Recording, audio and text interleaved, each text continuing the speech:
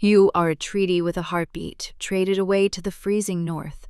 But on your wedding night, the feast ends, the fires die, and the entire keep simply forgets you exist. Left trembling in an empty stone hall in a threadbare cloak, the cruel reality sets in. Your own family has abandoned you, and you might actually freeze to death before dawn. Then, heavy, deliberate footsteps echo through the darkness. You brace for the worst, but the towering figure stepping out of the shadows isn't a careless servant. It is the ruthless Alpha King himself, and he is taking off his cloak. The wedding feast had ended 2 hours ago, and still no one came for the bride.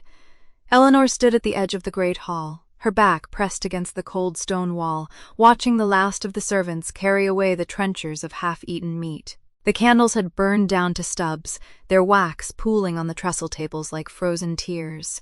Somewhere beyond the heavy oak doors, she could hear laughter, distant, muffled, already forgetting her. She was the bride, and no one had told her where to go.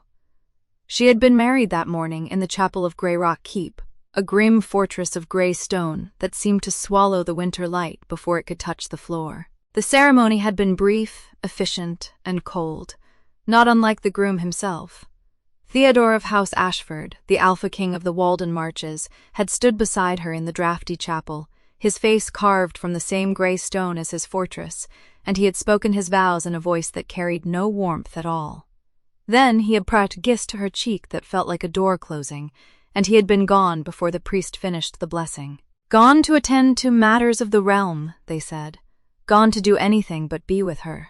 Now the great hall was empty. The fire in the great hearth had burned down to embers, and Eleanor was alone. She drew her mother's old blue cloak tighter around her shoulders, but the wool was thin and worn, and it did little against the biting cold that seeped through the cracks in the stone.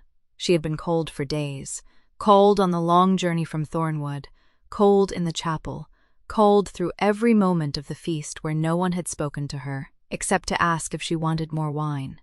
She had smiled and said no, because that was what she had been taught to do. Smile, say no, do, made be a burden.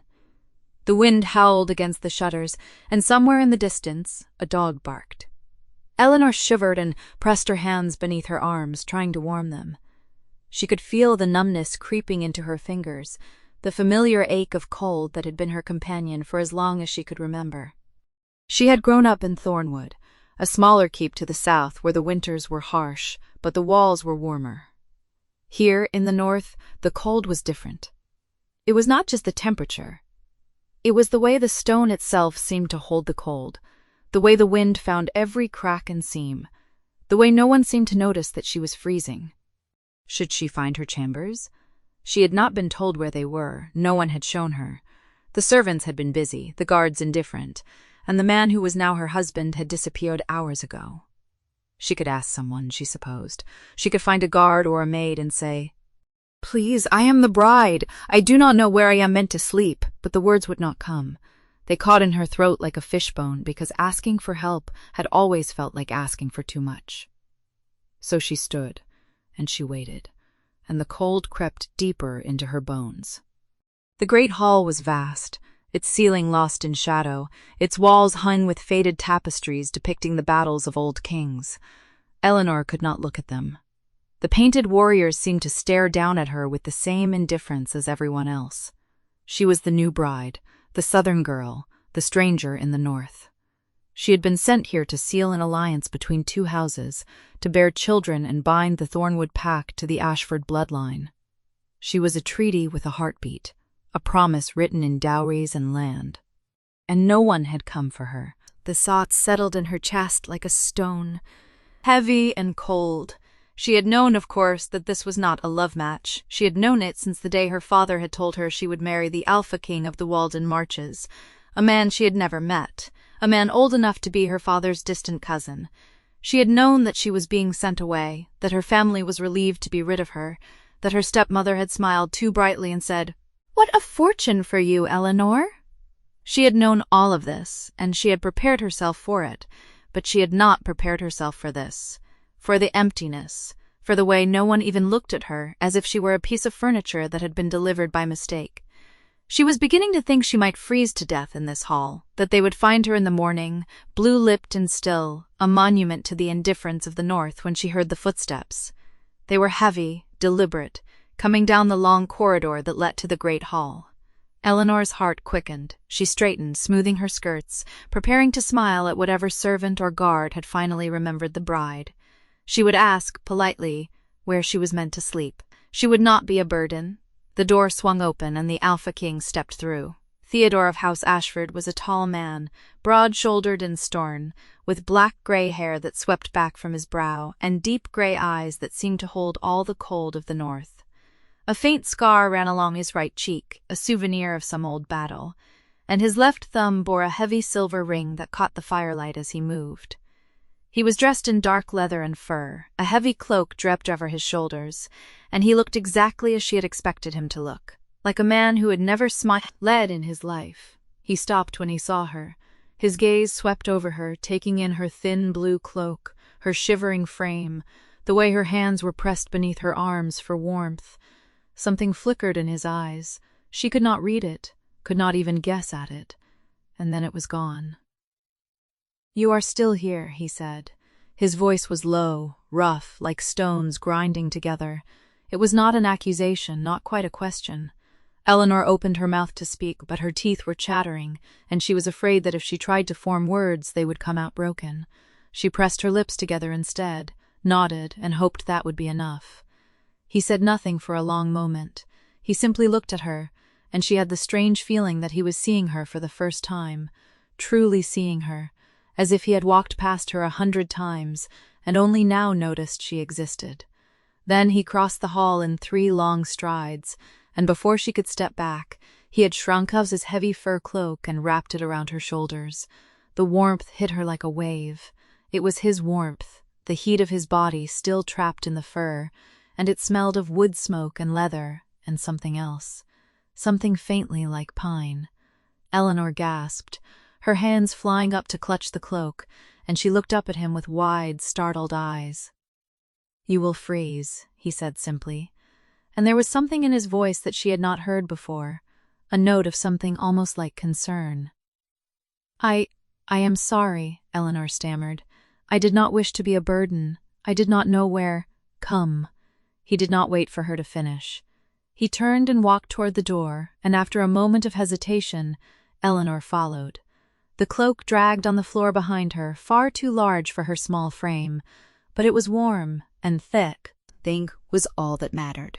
She clutched it to her chest and hurried after him, her frozen feet stumbling over the flagstones. He led her through the long corridor, past the guards who straightened and saluted as he passed, past the great staircase with its worn stone steps, down another corridor, and then stopped before a heavy wooden door banded with iron. He pushed it open and gestured for her to enter. The room beyond was large and warm. A fire blazed in the hearth, casting dancing shadows across the walls.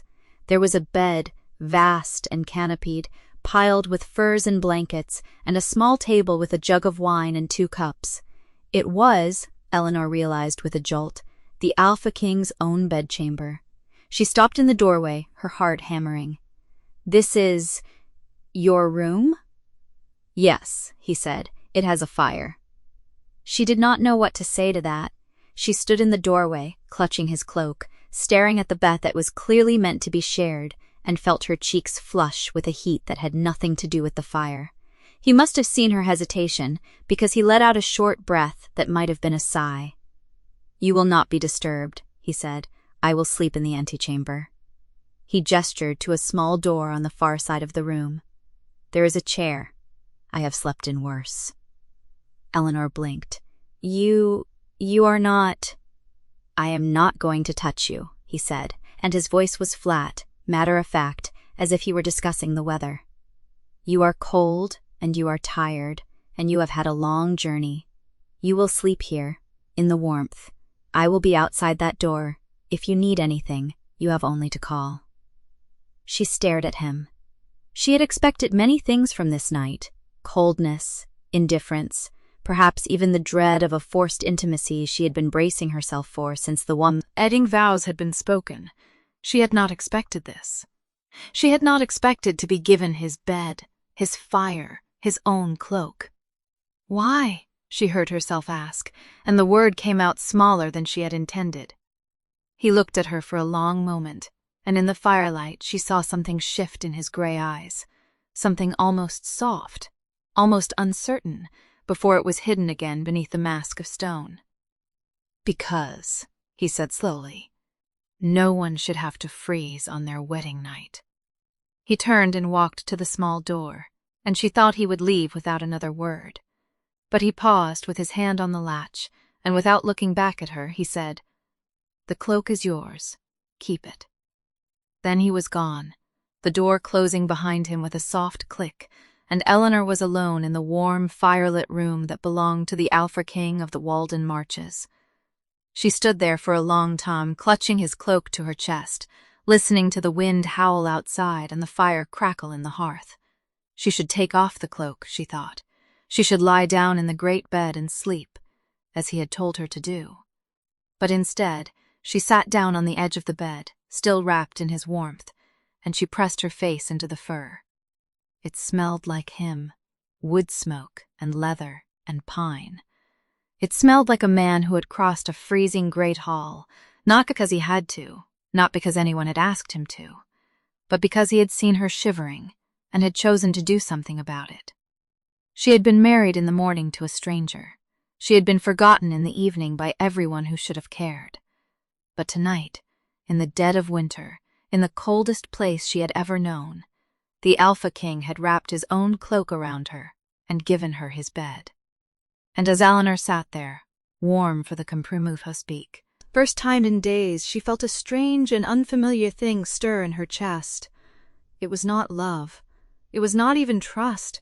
It was something smaller, something quieter, a tiny spark of wonder, a faint flicker of hope. He came for me, she thought. He came for me, and no one else did. She did not know yet what it meant. She did not know if it meant anything at all. But as she finally lay down in the great bed, wrapped in the warmth of his cloak, she let herself think one thing, just one, before sleep took her. Perhaps this place is not as cold as I feared. Eleanor woke to the sound of wind pushing against the shutters, and for a moment she did not know where she was. The bed beneath her was vast and soft. The furs smelled of cedar and smoke, and the fire in the hearth had burned down to a bed of glowing coals.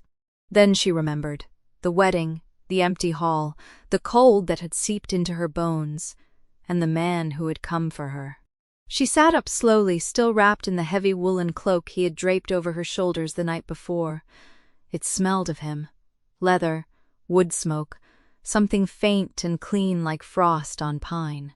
She had expected to find herself alone in this great chamber, abandoned again as she had been in the hall, but when she pushed back the bed curtains and padded to the door on bare feet, she saw him. The Alpha King was asleep on a narrow wooden bench in the antechamber, his long legs stretched out awkwardly, one arm folded beneath his head. He had not taken the room's only chair, nor the pile of furs that lay rolled in the corner. He had simply lain down on the hardest surface in the room, as if to prove that he meant what he said, that he would not touch her, would not come near her, would not make her fear him. Eleanor stood in the doorway and watched him breathe. Think, think, think. In sleep. The hard lines of his face softened. The scar on his right cheek was pale against his skin, and his dark gray hair had fallen across his brow. He looked younger than she had thought at the wedding, less like a king and more like a man who had simply been tired for a very long time. She did not know what to do with the feeling that rose in her chest. It was not gratitude exactly. It was something closer to wonder. That a man with the power to command anything, to take anything, had chosen to sleep on a bench outside her door rather than frighten her. She turned quietly and went back to the bed, pulling the cloak more tightly around her shoulders. The fire had almost died and the room was cold, but she found she did not mind.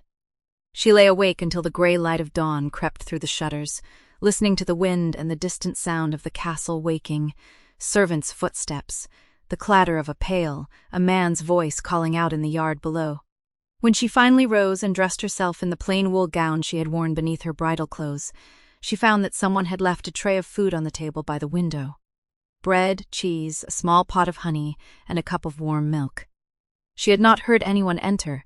She wondered if he had ordered it before he fell asleep, or if one of the servants had crept in while she slept. She ate slowly, standing by the window, looking out at the snow-covered bailey below.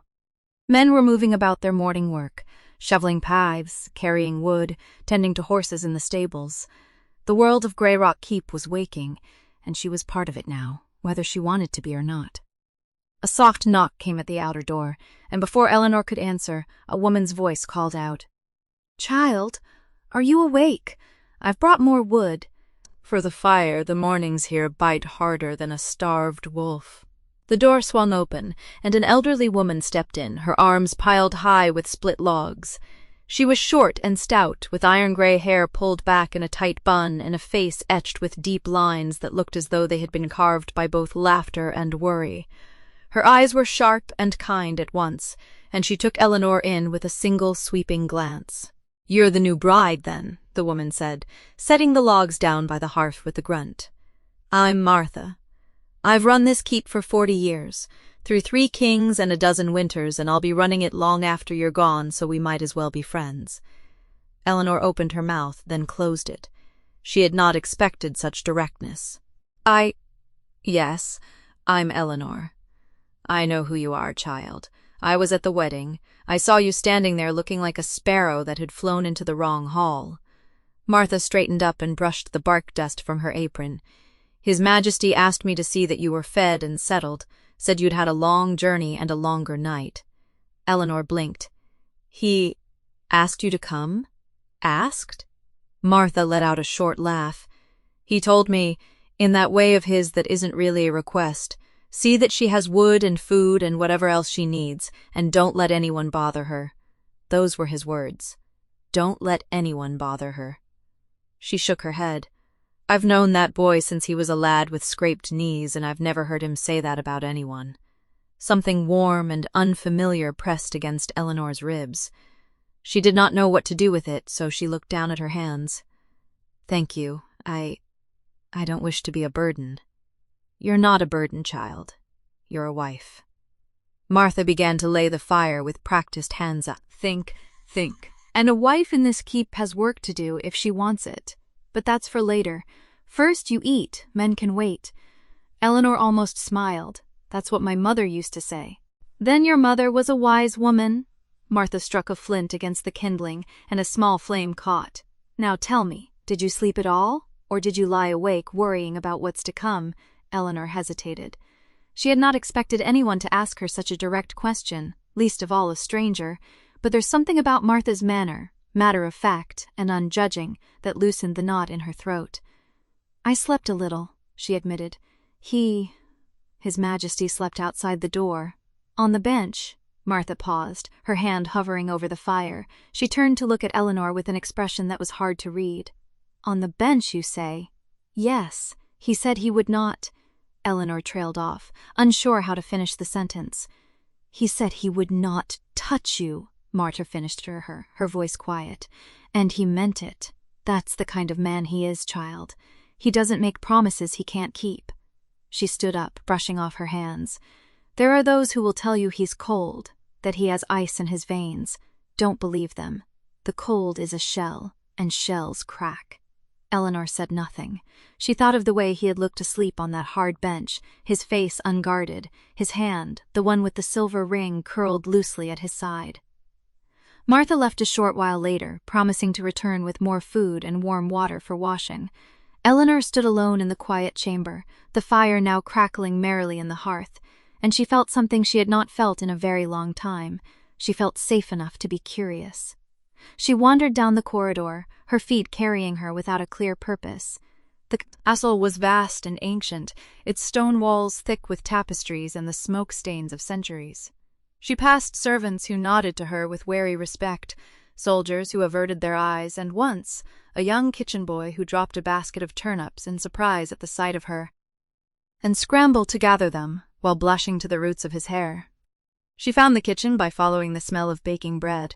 It was a vast, steamy cavern of a room with great hearths and long wooden tables, and it was there that she found herself pulled into the rhythm of the household almost without meaning to. A cook's assistant handed her a knife and a pile of root vegetables before she could protest, and she fell to peeling them with the same hands that had, only yesterday, been trembling in the cold of the wedding hall. It was not so different from the kitchens of her own home. The same steam, the same chatter, the same sense of thyme and onion. For a little while she almost forgot where she was. She was cutting a turnip into neat ewers when she heard a voice behind her, low, measured, familiar. "You peel vegetables." Eleanor nearly dropped the knife. She turned to find the Alpha King standing in the kitchen doorway, his arms crossed, his dark gray eyes fixed on her with an expression she could not read. He had changed into a simple leather tunic, and his hair was damp, as if he had just washed. He looked less like a king, and more like a man who had come to find her. She set the knife down carefully, wiping her hands on her apron. "I was helping, I suppose. No one asked me to, You don't have to explain," he said. His voice was not warm, but it was not cold either. It was the voice of a man who did not waste words. "Martha said you were here. I came to see. Days of the two. Oh, you were comfortable." The kitchen had gone quiet. The cook's assistant had frozen mid-stir, and the boy who had dropped the turnips was staring at the floor with fierce concentration. The Alpha King did not seem to notice. He was looking only at Eleanor. "I am comfortable," she said, and was surprised to find that it was almost true. "The fire is warm, the food is good, everyone has been kind." He nodded slowly, as if weighing her words. Then he said, "This keep is yours now, in a manner of speaking. You may go where you wish, do as you please. No one will stop you." Eleanor frowned. "But what am I supposed to do? As your wife, I mean. What do you expect of me?" The question hung in the air between them. She had not meant to ask it so directly, but the words had slipped out before she could stop them. She braced herself for a command, for a list of duties, for the cold weight of expectation. But the Alpha King only looked at her, his grey eyes unreadable, and said, "You can do anything you want to do, Eleanor. I did not marry you to make you a servant." He turned and left before she could respond, his boots echoing down the stone corridor. The kitchen remained silent for a long moment, and then the cook's assistant let out a low whistle. "He never says that to anyone," the woman murmured, more to herself than to Eleanor. "He never says anything like that." Eleanor stood in the middle of the kitchen, the knife still in her hand, and felt the warmth of his words settle into her chest like a coal burning low. Anything she wanted. He had given her the run of his castle, his household, his life, and asked nothing in return. But as she turned back to the turnips, a young page hurried into the kitchen, breathless, and addressed the cook in a hushed voice. "The king's been sued, Mond." A messenger from the south arrived at the gate. The king turned pale as snow and ordered the gates barred. Eleanor heard the words, and a thread of unease wound itself around her heart. She did not know what threat the south carried, or why the king's face should turn pale at the mention of a messenger. She only knew that the warmth she had felt moments ago was now tinged with something colder, a reminder that the man who had given her freedom was still a king with secrets, and the castle she now called home was not as safe as it seemed. The morning after the messenger came from the south, Eleanor woke to a castle that felt different. The corridors were quieter, the servants moved with shorter steps, and no one would meet her eyes when she passed. She told herself it was nothing, that castles had moods like people did, that a king's business was not hers to question. But the unease from the night before had not loosened a grip on her heart. She found Martha in the kitchen, stirring a pot of porridge with a wooden spoon worn smooth by years of use. The old housekeeper looked up, and her sharp eyes softened just a fraction. "You're up early, child. Couldn't sleep either?" "Sleep came and went," Eleanor admitted. She hesitated, then added, "Martha, the messenger yesterday, is something wrong?" "I don't wish to pry into the king's affairs, only you've noticed the castle holding its breath." Martha set down the spoon and wiped her hands on her apron. "That's the south for you, always stirring up trouble like a pot left too long on the fire." "But His Majesty—" She paused, choosing her words carefully. "His Majesty has his ways of dealing with it. He always has." Eleanor nodded, though the words did little to ease the knot in her stomach.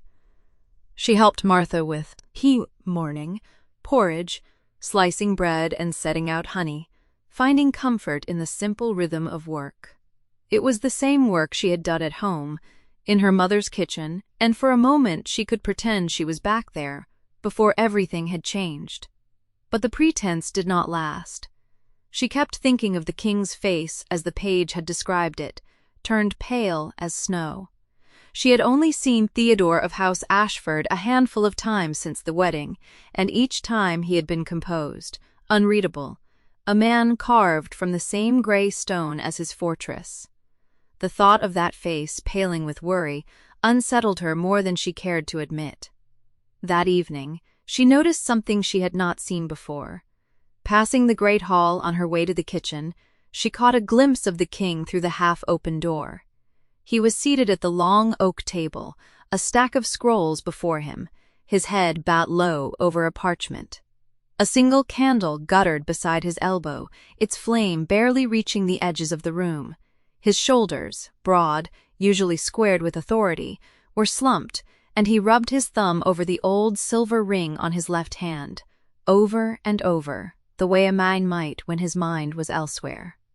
Eleanor stood in the shadows of the doorway, watching. She had no right to intrude. He had given her freedom, but freedom did not mean access. Still, something in the way he sat, alone in that vast hall with only a dying candle for company, tugged at a place in her chest she had thought frozen over. She went to the kitchen. The cook had gone to bed, but the hearth still glowed with banked embers. Eleanor found a small pot, some broth left from supper, a few withered herbs hanging from the rafters. She worked quietly, her movements practiced, remembering the way her mother had taught her to coax warmth from simple things. She added the herbs, let the broth simmer, and when she tasted it, something in her softened. It was not a grand dish, not fit for a king's table by any measure, but it was warm, and it was made with care, and that was all she had to offer. She poured it into a clay bowl, covered it with a clean cloth, and carried it back through the dark corridors. She did not stop at the great hall. She was too afraid of being seen, of having to explain the impulse she could not explain to herself. Instead, she found Martha in the small pantry and pressed the bowl into her hands. "Please," Eleanor said, her voice barely above a whisper. "Take this to him. Don't tell him I made it. Just say it came from the kitchen." Martha looked at the bowl, then at Eleanor's face, and a slow, knowing smile spread across her wrinkled features. "Child," she said softly, "you're a kinder soul than this castle deserves. Please, Martha, don't tell him." Martha nodded, but her eyes held a glint that made Eleanor suspect the secret would not keep for long. An hour passed. Eleanor sat in her chamber, staring at the fire, her hands clasped tight in her lap. She had not expected a response. She had not expected anything at all, really, only that she had done something, however small, to push back against the cold she saw in that vast hall. Then came a knock at her door. Her heart jumped. She rose, smoothed her skirts, and opened the door to find Theodore of House Ashford standing in the corridor, the empty clay bowl in his hands. He looked different in the low light of the corridor, less like a king, more like a man who had forgotten how to be approached. His dark gray eyes found hers, and for a long moment, neither of them spoke. "The kitchen sent this," he said, at last, his voice low and rough. "But Martha is not a good liar. She told me you made it." Eleanor felt heat rise to her cheeks. She looked down at her hands, twisting her fingers. I hope it was not too forward of me, Your Majesty. I only thought you looked tired, and the night was cold, and the soup was good." The words cut through her rambling. She looked up, startled. He was not smiling. His face rarely moved in that direction. But something in his expression had shifted, a crack in the stone. "Thank you," she managed. I wasn't sure if you'd like it.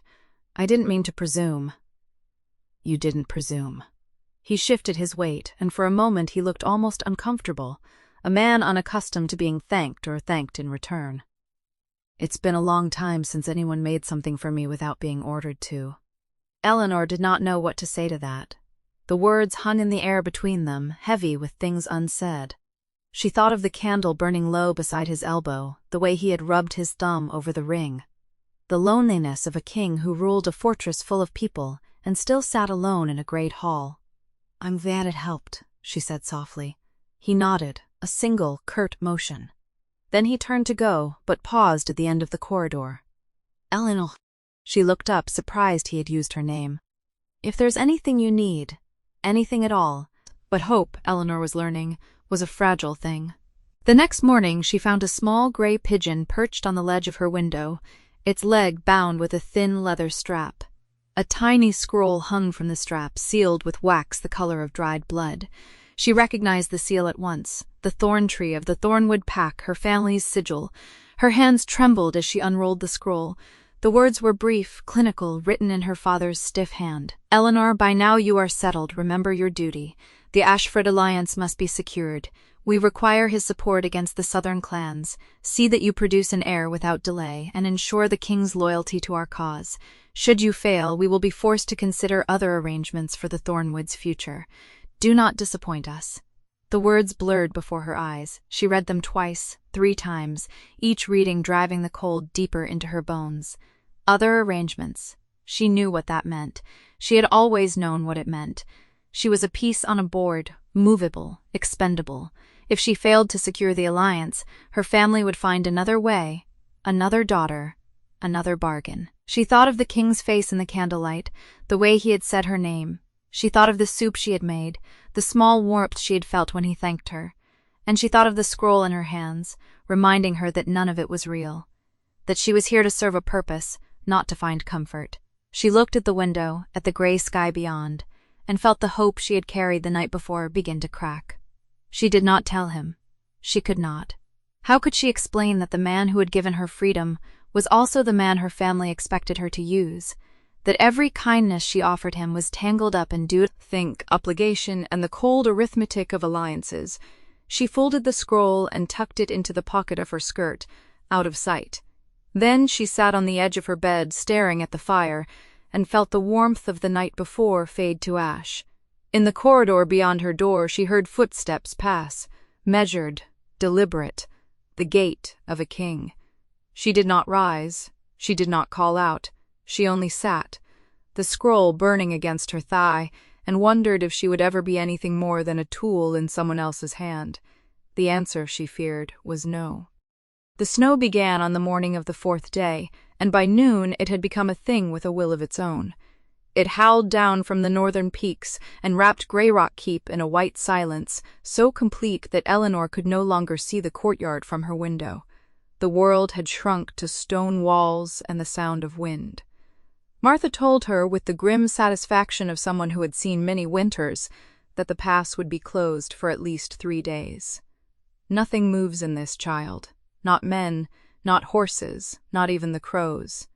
Eleanor spent the first day indoors helping Martha in the kitchens and trying not to think about the letter hidden in the pocket of her skirt. She had taken to carrying it with her everywhere, as if she could not trust it to remain hidden in her chambers. It was a foolish habit, she knew, but the feel of the folded parchment against her thigh was a constant reminder that she was not free, no matter how gently the king treated her. She had not seen him since the night he came to the kitchens. She told herself this was a good thing. It gave her time to think, to sort through the tangle of feelings that had taken root in her chest. By the 2nd day of the storm, the silence of the keep had begun to press thing against her like a physical weight. The servants moved quietly, speaking in hushed tones, as if the snow itself demanded reverence. Eleanor wandered the corridors, her fingers trailing along the cold stone, and found herself in a part of the castle she had not yet explored. It was a narrow passage near the kitchens, lined with storerooms and old barrels. The torches here were few, and the shadows were long. She was about to turn back when she heard a sound that stopped her mid-step. It was a low, affectionate murmur, a man's voice, speaking softly, the words too quiet to make out. Eleanor pressed herself against the wall and peered around the corner. There, at the end of the passage, stood the Alpha King. He was crouched low, one hand extended, and in front of him sat a dog, a large gray creature with a thick coat and only 3 legs. The fourth was gone, leaving a healed stump that the dog favored as it sat, tongue lolling. Theo was speaking to it in a tone Eleanor had never heard him use. Gentle, almost tender. "Old fool," he was saying, scratching the dog behind its ears. "You should be by the fire, not wandering down here. You know the damp makes your leg ache." The dog whined and pushed its head against his hand. "Don't look at me like that," Theo muttered. "I know you only come for the scraps. You'd sell me for a bone, you would." The dog made a sound that might have been agreement, and Theo laughed. A low, startled sound, as if he had surprised himself with it.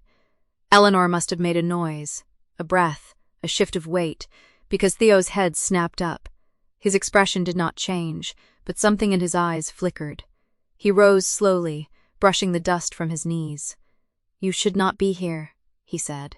His voice was flat, but there was no anger in it, only a kind of weary resignation. "I'm sorry," Eleanor said quickly. "I was exploring. I didn't mean to intrude." She turned to go, but his voice stopped her. "Wait." She turned back. He was looking at the dog, who had settled onto its haunches and was regarding Eleanor with a curious tilt of its head. "This is Gray," Theo said.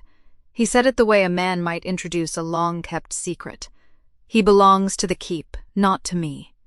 I simply feed him when the mood strikes." Eleanor looked at the dog, at its graying muzzle, its one missing leg, its patient, unbothered gaze. She looked at the king, who was very carefully not looking at her. "He's beautiful," she said softly. Theo made a dismissive noise. "He's old, half lame, useless for hunting. Does that matter?" For a moment Theo said nothing. Then he looked at her, and there was something in his expression she could not name, something that might have been surprise. "No," he said quietly. "I suppose it does not." The dog, Gray, got to his feet and hobbled over to Eleanor, sniffing at her skirts. She crouched down and held out her hand, palm up. The dog licked her fingers, then leaned against her leg, a warm, solid presence. "He likes you," Theo observed. There was a note in his voice that she could not quite read. "He seems to like everyone," Eleanor said, stroking the dog's coarse fur.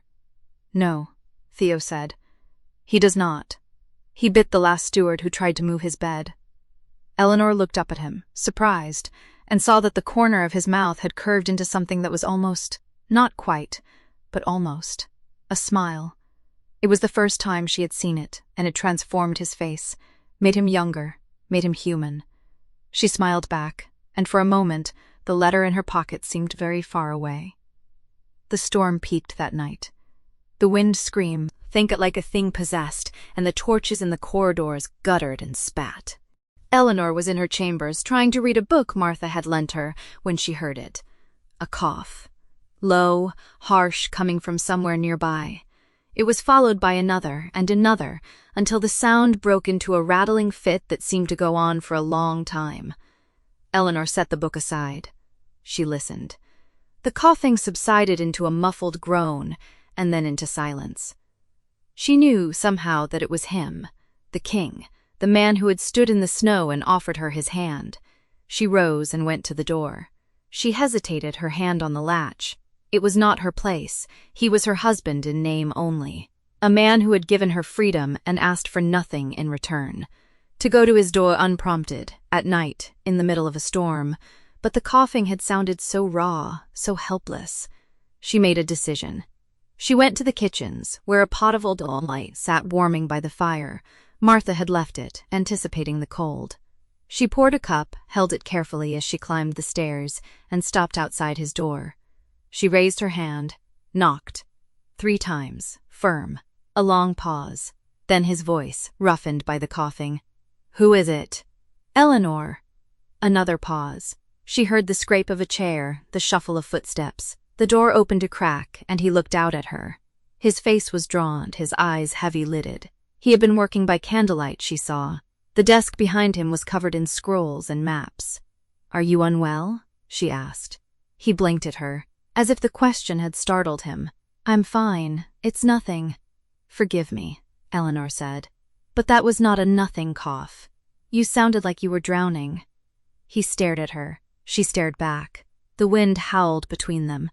I brought you chaos forstrefern scolding a belief. His, she said, holding out the cup. It's warm. It will help your throat. He looked at the cup, then at her. For a long moment, she thought he would refuse. But then he reached out and took it, his fingers brushing hers. His skin was hot, too hot. You're burning, she said, alarmed. It's the fire, he said, but his voice was unconvincing. May I come in? He hesitated. Then he stepped back, opening the door wider. It's not fit for company. I'm not company, Eleanor said. I'm your wife. She said it without thinking, and the words hung in the air between them, strange and new. Theo looked at her, his expression unreadable. Then he gave a short, tired laugh. So you are, he said softly, and stepped aside to let her pass. His chambers were larger than hers, but not by much.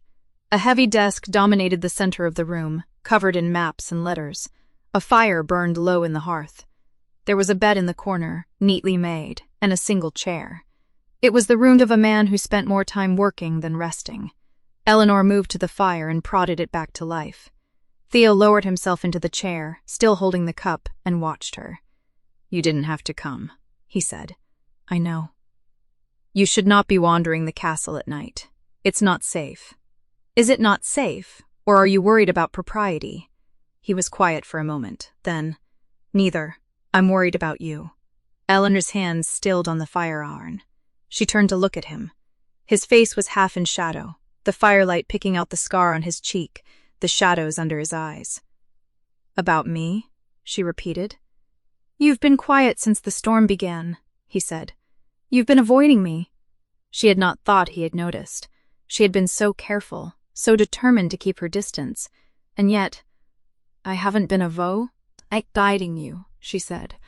I've been busy, he finished for her. I know. Martha told me you've been helping in the kitchens. She said you're a natural. Eleanor felt the corner of her mouth twitch. She said that? She said, and I quote, that girl has more sense in her little finger than most of your courtiers have in their whole heads. A laugh escaped her before she could stop it. It was a small, surprised sound, and it seemed to startle him as much as it startled her. There, he said, and his voice was gentler now. That's better. Eleanor looked down at the fire. The warmth was spreading through the room, pushing back the chill of the storm. Somewhere above them the wind howled, but it seemed farther away now. Theo, she said, using his name for the first time. He went very still. Why did you come to get me that night? At the wedding, you could have sent a servant. You could have let me wait. He was quiet for a long time. The fire crackled, the wind howled, and then he spoke. Because I saw you standing there, he said slowly, in that hall full of people, and you looked like the loneliest person I have ever seen. And I thought, if no one else is going to come for her, then I will. Eleanor felt something crack open in her chest, a fissure, thin and sharp, running through the walls she had built around herself. You barely knew me, she said. I knew enough. How? He looked at her, and in the firelight his eyes were the color of storm clouds. I know what it's like to stand in a room full of people and feel completely alone. I know what it's like to be expected to perform a role you never asked for. I know. He stopped. His jaw tightened. I know what it's like to wonder if anyone would notice if you disappeared. The words fell between them, heavy and raw. Inculin could not breathe. Theo, she whispered. Don't, he said, but his voice cracked on the word. Don't look at me like that. I don't want your pity. It's not pity. She stepped toward him, and he did not move away. She stopped a pace from his chair, looking down at him. His face was pale beneath the firelight, and she could see the exhaustion in every line of it. It's not pity, she repeated. She did not know how to finish the sentence. It's the first time in my life that someone has understood me. He looked up at her.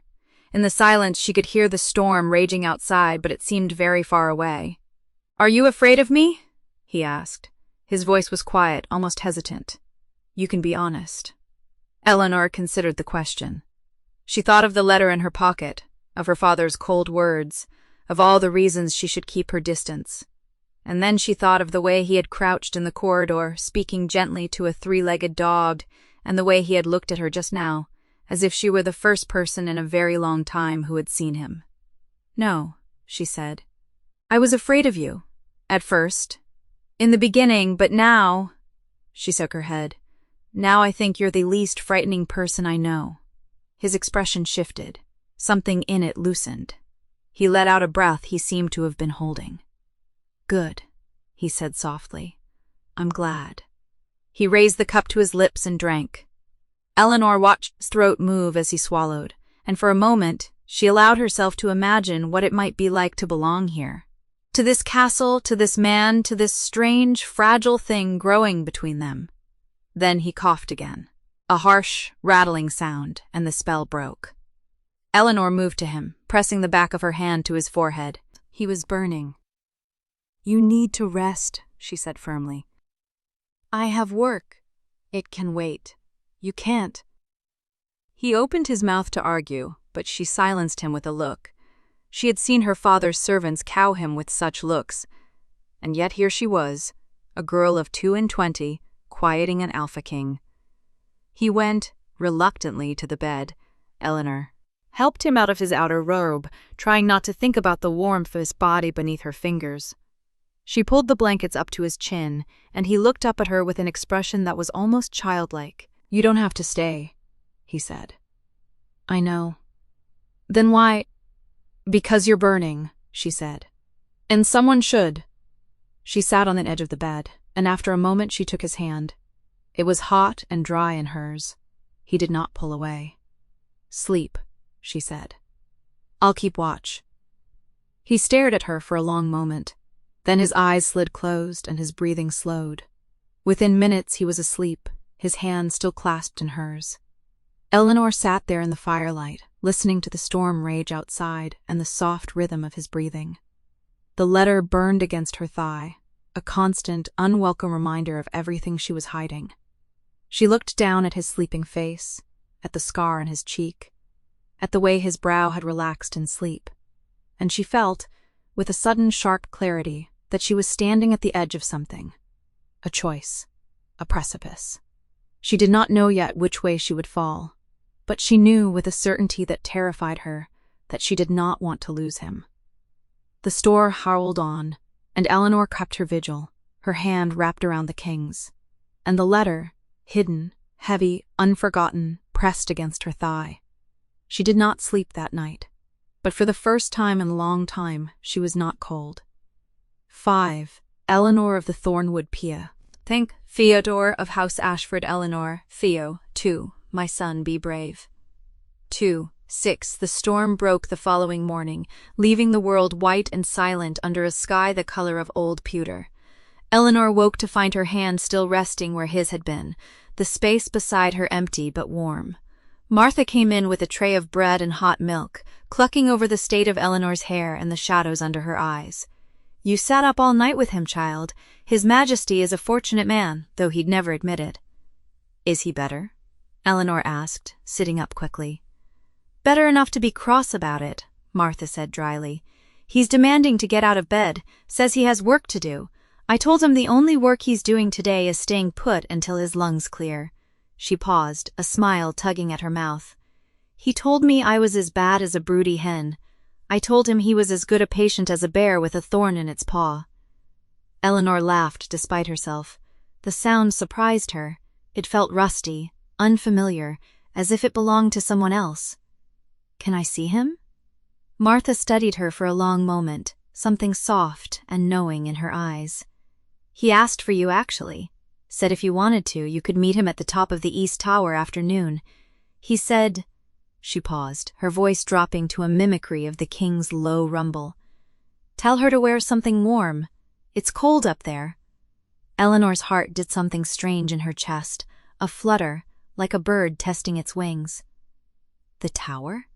"He goes up there when he needs to think," Martha said, setting the tray down.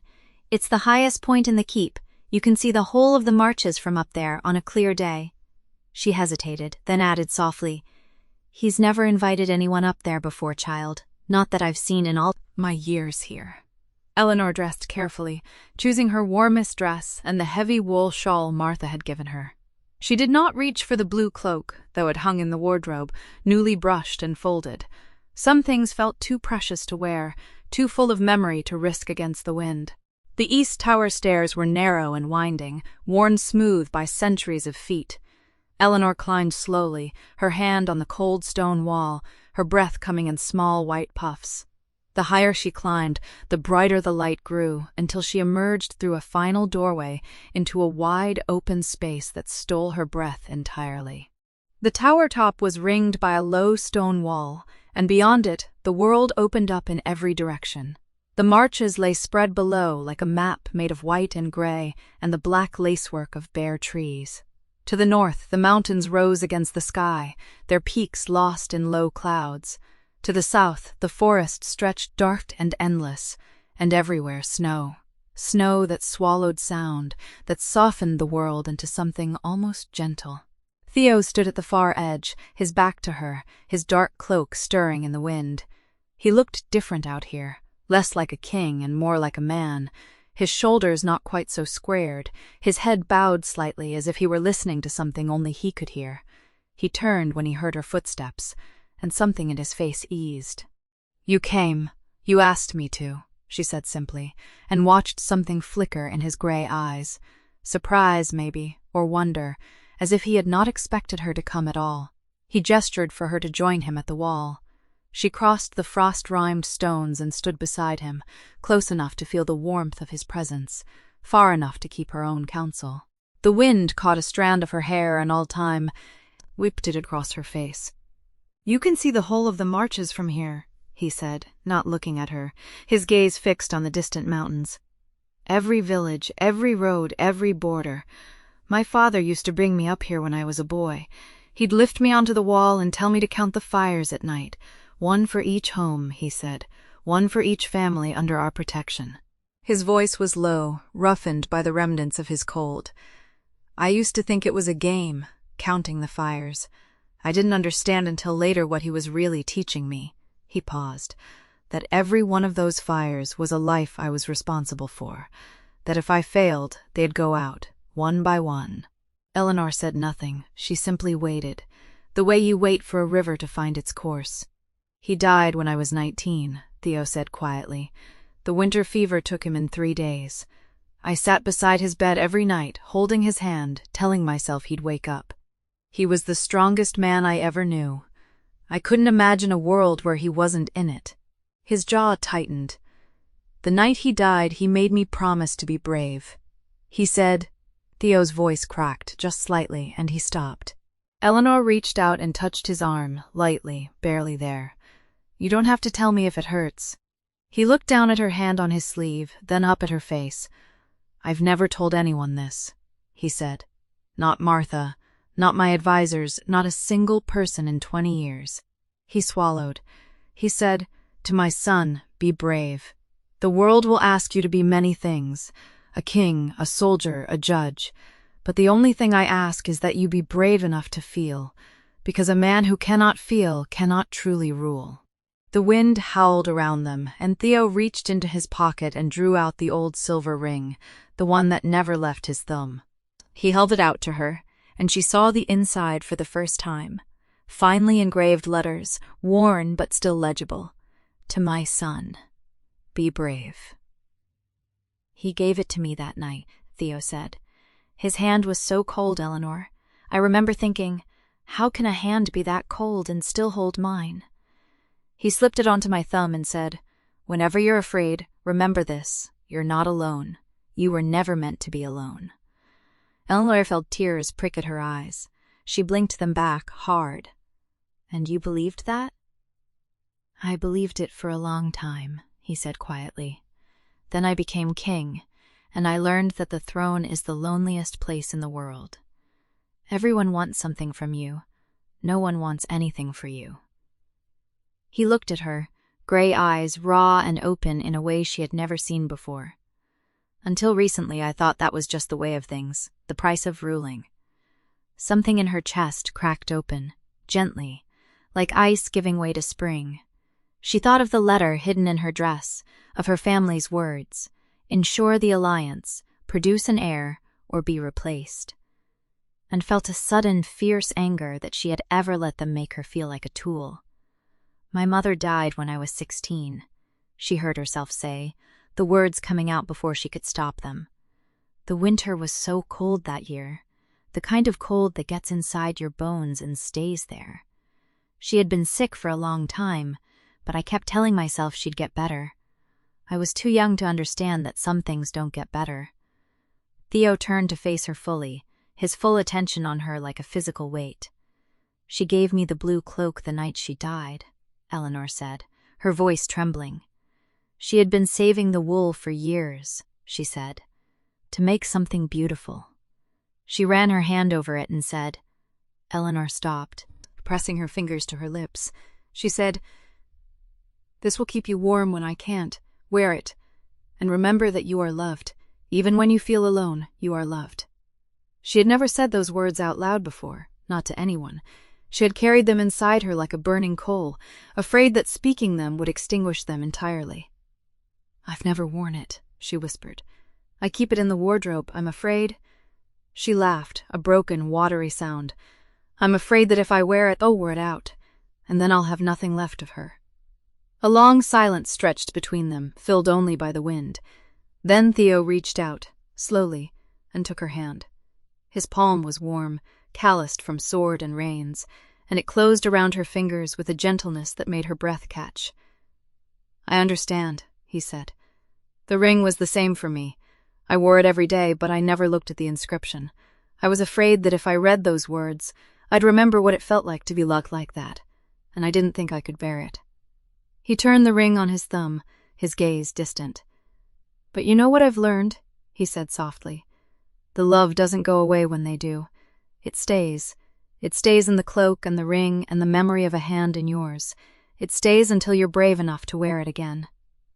Eleanor looked at him, at the scar on his cheek, at the gray eyes that had seen so much and hidden so much more, and she felt something shift inside her, a lock turning, a door opening. "I'm sorry you were alone for so long," she said quietly. "No one should have to be that alone." He looked at her, and something in his face broke open, just a little. "I'm not alone now," he said. "Not tonight." The wind gusted between them, cold and sharp, but neither of them moved. Eleanor, though, awed of the letter in her dress, of the words that demanded she be something other than what she was, and a voice inside her said, "Not yet, not tonight. Just let me have this one night where I'm only Eleanor and he's only Theo, and nothing else exists but this tower and the snow and the warmth of his hand around mine. I should get you inside." Theo said, his voice low and rough, "You'll catch cold." "I'm not cold," she said, and meant it. He smiled then, a real smile, small but genuine, crinkling the corners of his eyes. "Come, I'll walk you down." They descended the tower stairs in silence, their footsteps echoing in the narrow spiral. When they reached the bottom, in the shadowed corridor where no one could see them, Theo stopped and turned to face her.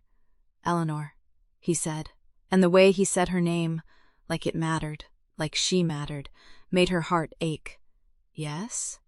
He studied her for a long moment as if memorizing her face. "I want you to know," he said carefully, "that when I came for you that night in the snow, it wasn't because of the alliance. It wasn't because of duty or obligation or what my advisors would say." He paused. "I came because I saw you standing there, alone in the dark, and I thought, no one should have to stand alone in the dark like that. Not her, not you." Eleanor's breath caught. "Theo, I'm not asking you to say anything," he said quickly. "I just wanted you to know, that's all." He reached out and very gently tucked a strand of hair behind her ear. His fingers brushed her cheek, feather light, and lingered just a moment too long. Then he stepped back, the mask of the king sliding back into place, and said, "Martha will have supper waiting. You should eat something." He turned and walked away, his footsteps echoing down the corridor, and Eleanor stood there, her hand pressed to the place where his fingers had touched her cheek, and felt the letter against her thigh like a stone in her chest. She wanted to call after him. She wanted to tell him about the letter, about her family, about the fear that had been gnawing at her since the day she arrived. She wanted to say, "I'm not who you think I am. I'm not brave. I'm hiding something from you, and I'm terrified that when you find out, you'll see that I'm not worth coming for after all." But the words stuck in her throat, and instead she stood there, alone in the shadowed corridor as his footsteps faded into silence. And for the first time in her life, Eleanor understood that the loneliest place in the world was not the cold. It was standing on the edge of being loved and being too afraid to step forward. The messenger arrived on the third morning after the tower, his horse lathered with sweat, the hawk and ivy seal of the thornwood pack pressed into the wax of the letter he carried. Eleanor recognized it before he even dismounted. Her stomach turned cold. She took the letter to her room and did not open it for a long time. She sat on the edge of the bed, the parchment heavy in her hands, and she thought about the way Theodore had looked at her on the tower, the way his voice had cracked when he said he had not done anything brave in a long time. She thought about the silver ring and the words engraved inside it and the warmth of his fingers against her cheek. Then she broke the seal. The letter was from her father, though the handwriting was her eldest brother's, a neat, impatient script that had always made her feel small. It said, in so many words, that the marriage had been arranged for a purpose, and that purpose had not yet been fulfilled. She was to either sue the support of House Ashford for the Southern cause. She was to provide an heir, and soon. And if she could not, the letter said, her family would consider other arrangements. Eleanor read it twice. Then she folded it very carefully and slid it into the pocket of her gown, beside the first letter she had hidden there, the one that had arrived by pigeon, gentler in tone but no less demanding. She sat very still, her hands folded in her lap, and she did not cry. She had learned long ago that crying did not change anything, but something in her chest, something that had been slowly thawing since the night in the snow, began to freeze again. She avoided Theodore for the rest of the day. It was not a deliberate decision. She simply found that she could not bear to look at him. Every time she thought of the tower, of the ring, of the way he had said her name like it mattered, the letter in her pocket seemed to grow heavier. She felt like a fraud. Like she had let him believe she was someone worth coming for, when in truth she was just a bargaining piece, a horse traded between stables.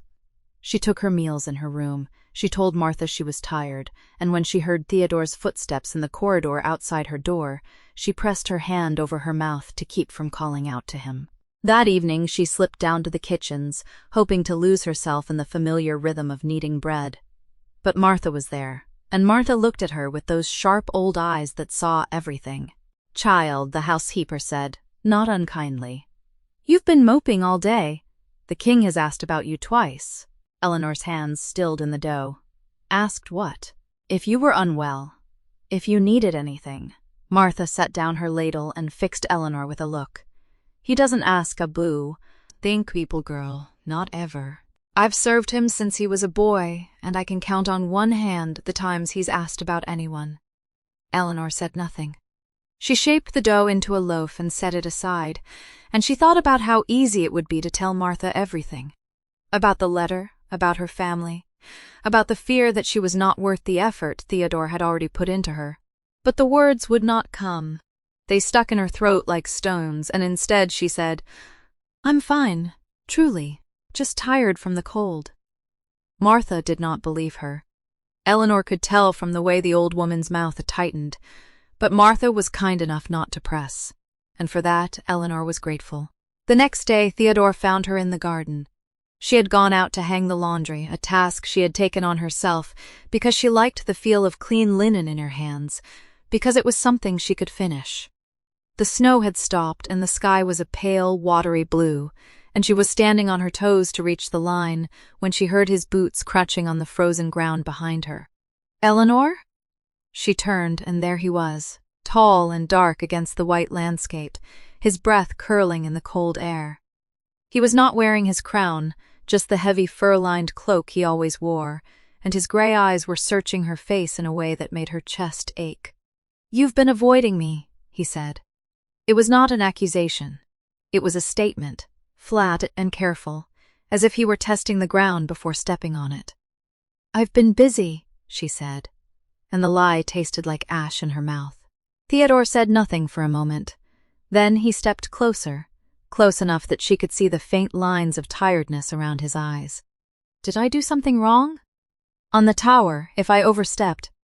"No," the word come. "Take me out too fast, too sharp." She saw him flinch, and she hated herself for it. "No, you didn't do anything wrong. I just—" She stopped, because she could not think of a lie that would hold. Theodore watched her. He did not press, did not demand, did not do any of the things a king might have done. He simply stood there, waiting, his thumb rubbing the old silver ring on his finger, the ring he had shown her, the ring with the words engraved inside. And Eleanor, who had spent her whole life learning to hide her feelings, could not bear to meet his eyes, because she knew that if she looked at him for one more second, she would tell him everything. She would show him the letter. She would say, "I'm not who you think I am. I'm not brave. I'm not worth coming for." So she turned away. "I'm fine," she said to the laundry line. "Please don't worry about me." There was a long silence. Then she heard him exhale, a slow, quiet breath, like a man putting down something heavy. "As you wish," he said, and his footsteps crunched away across the snow. Eleanor stood there with the cold wind biting her cheeks, and she did not turn around to watch him go. She did not let herself cry. She had learned long ago that crying did not change anything, but she felt with terrible clarity that she had just pushed away the only person in this frozen land who had ever looked at her like she mattered. The days that followed were the coldest Eleanor had ever known, not because of the snow, and not because of the wind that howled around the castle walls, but because Theodore stopped asking about her. He stopped coming to find her in the garden. He stopped leaving warm food outside her door when he knew she had not eaten. He was still courteous, still distant, still the king, but the man who had taken her to the tower, the man who had shown her his father's ring, seemed to have retreated somewhere she could not reach. She told herself it was what she wanted. She told herself it was better this way, that she was a liability, a bargaining piece, and the sooner he understood that, the less it would hurt when her family finally came to take her back. But at night, alone in her room, she lay awake and listened to the wind. And she thought about the tower, about the silver ring, about the way he had said her name, and she pressed her hand to the place where the letter lay hidden, and she hated herself for being too afraid to speak. On the 5th day, she found the blue cloak. She had hung it out to dry the week before, after a thaw had allowed her to wash it properly. She had forgotten about it in the turmoil of the days since, but when she went to fetch it, she found it hanging in her room, clean, pressed, and neatly folded over the back of a chair. And the tear in the hem, the one she had been meaning to mend for months, was gone, stitched carefully, with small, even stitches that were not her own. She picked up the cloak and ran her fingers over the repaired seam. Her throat tightened.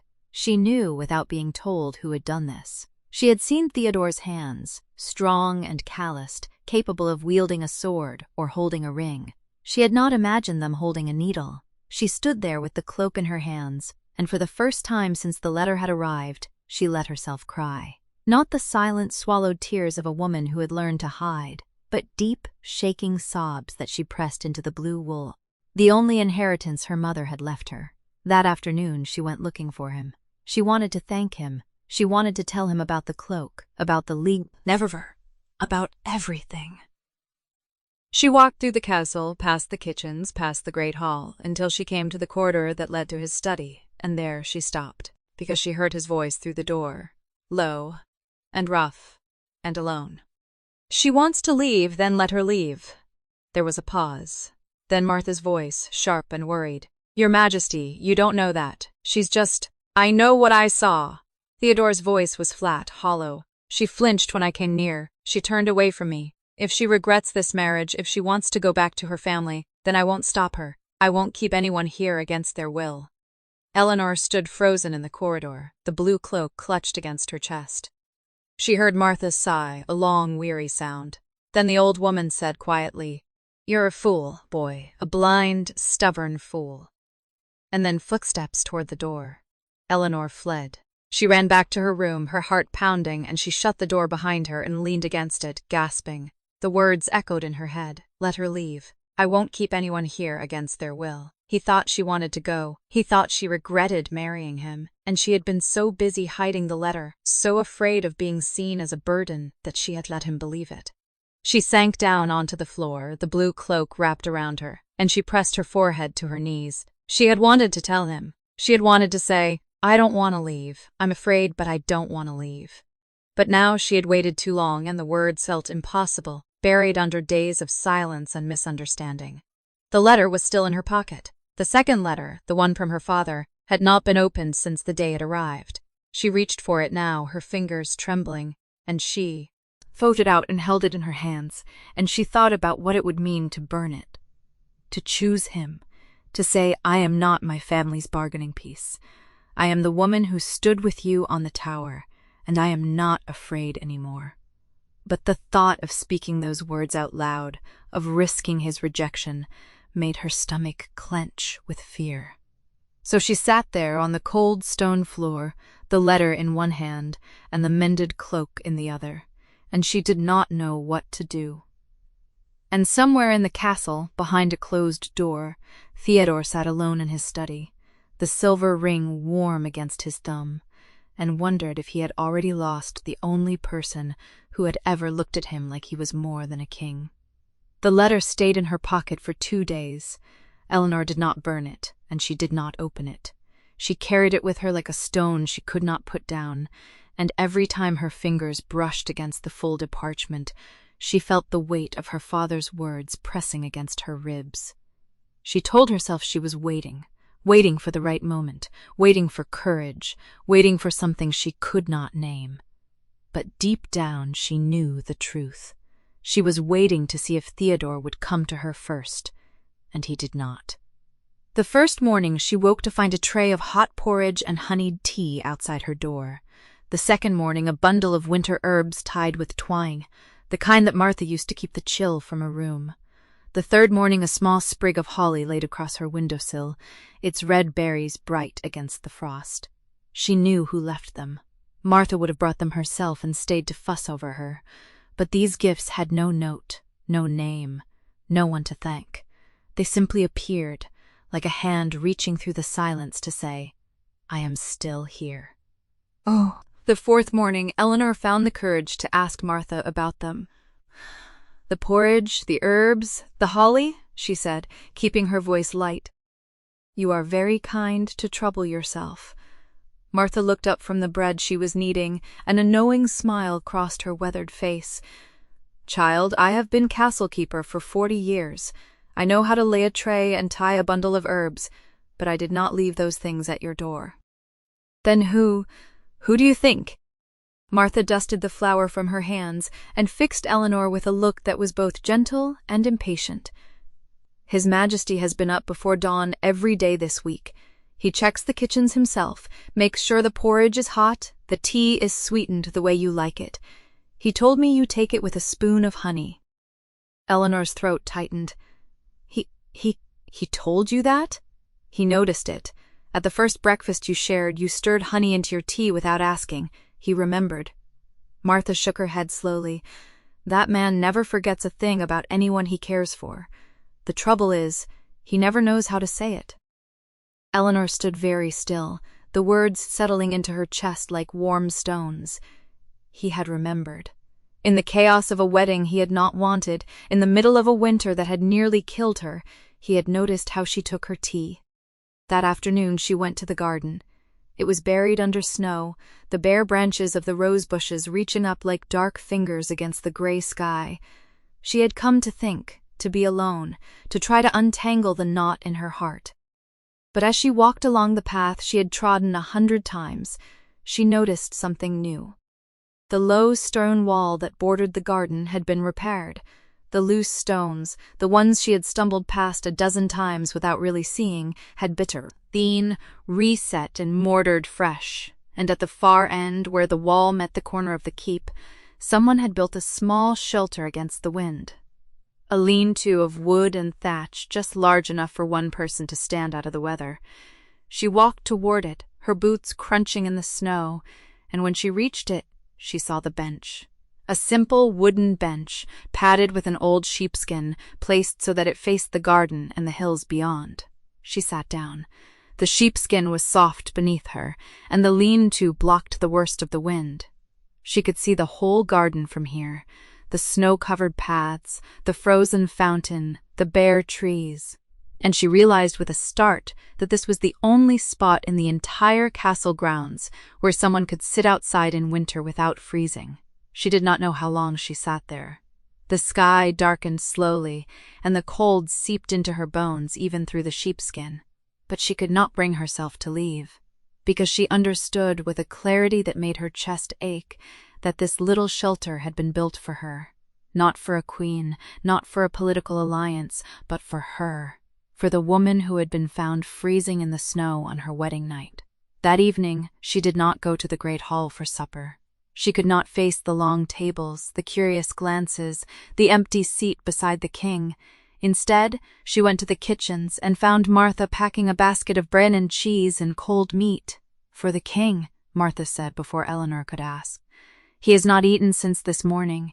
He is in his study again, going over the same letters, the same maps. He does this when something is weighing on him. Eleanor hesitated. Then, before she could talk herself out of it, she reached for the basket. "Let me take it to him." Martha raised an eyebrow. "You?" "Yes." Eleanor's heart was pounding, but she kept her voice steady.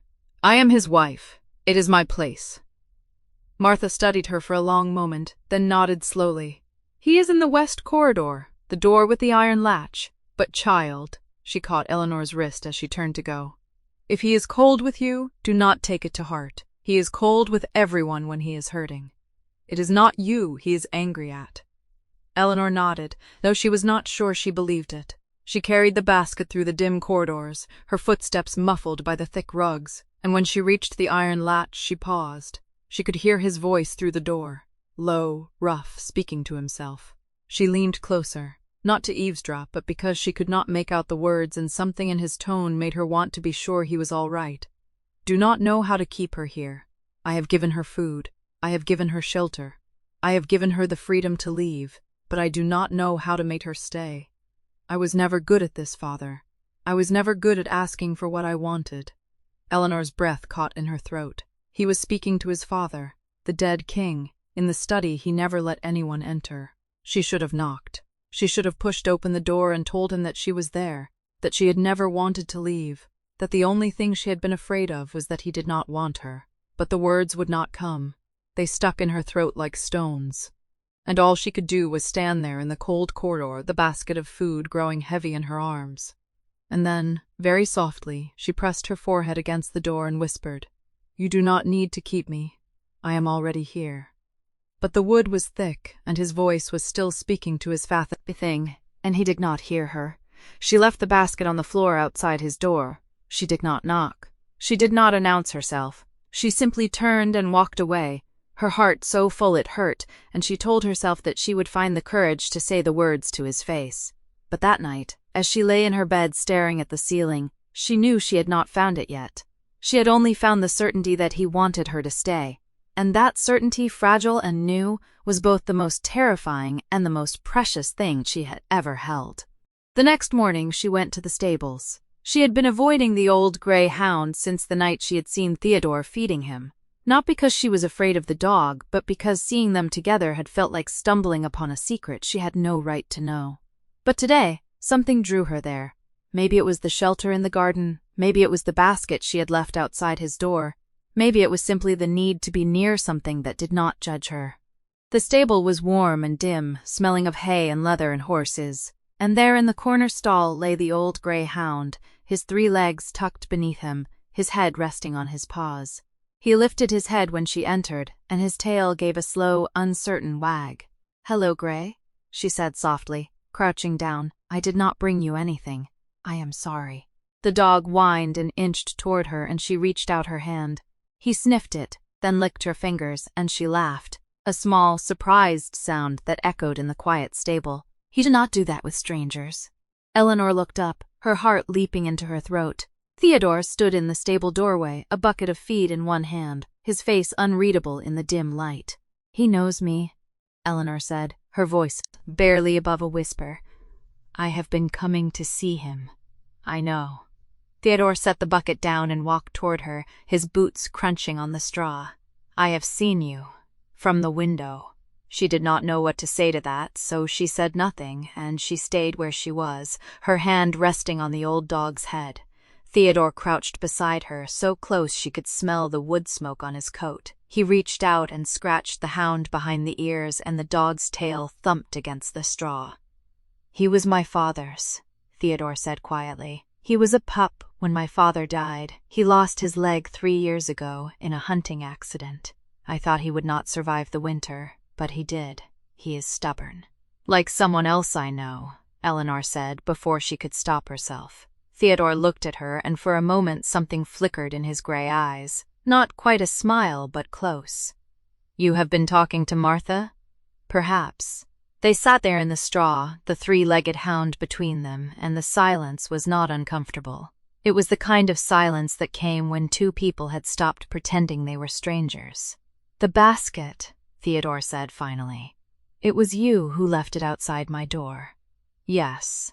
I ate it. I am glad." He looked down at his hands, at the silver ring on his thumb, and he turned it, slowly. "I thought you were avoiding me." "I was," Eleanor admitted, "but not for the reason you think." "Then why?" She opened her mouth to tell him. The words were there, the truth about her father's letter, about her fear of being sent back, about the terrible moment she had heard him say, "She can leave if she wants." But something held her back. Not fear this time. Something else, a desire to hold this moment, this fragile peace, just a little longer. "I was afraid," she said finally, "of what I wanted." Theodore was very still. "And what is it you want, Eleanor?" She looked at him, at the old scar on his cheek, at the gray eyes that had seen too much and expected too little. And she said, "I want to stop being afraid."